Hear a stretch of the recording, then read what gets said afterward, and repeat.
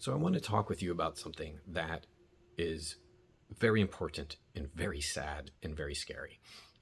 The AP just put out a report noting that there's been a significant increase in calls to crisis hotlines by trans people since Donald Trump's election, particularly calls by trans youth concerned about suicide and suicidal thoughts. So their reasoning for this, their worry is very legitimate. The Trump administration actively sought to speak against trans people and use them as a means by which to try to become elected by speaking against them. For example, one of the advertisements that came out, one of the television advertisements said, Kamala is for they, them, but Trump is for you. Clearly stating she supports non-binary people and trans people, but I don't. I support you. And there's evidence and research that has come out even more worrisome that a small majority of the United States populace agrees that there's too many protections for trans people.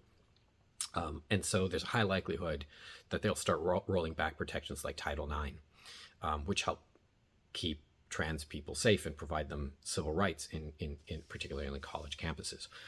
So really two things come to my mind immediately. One, what possible danger do trans people pose to our society in any reality? Like maybe you feel like ideologically they do or philosophically they do, but bodily, in comparison with neo-Nazis and white nationalists, what are they doing? What are they doing to harm anyone? I can think of nothing.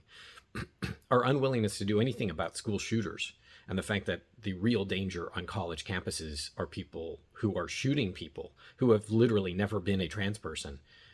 What are we talking about? They're just a really easy group of people to abuse because they're such a small group that when a politician abuses them or speaks poorly about them and they say, well, I'm not going to vote for you, the politician can say, well, I don't care, because they're such a small group that their vote gets washed out. But I think it's also really important to note that if the natural response to your election is people calling crisis hotlines, that speaks about your character and who you are. It speaks to the proud gesture of being a bully by the Trump administration. Well, yeah, I scare people, but by my lights, that's a horrible sign of what your character is, that a significant proportion of children are now afraid for their lives because you got elected.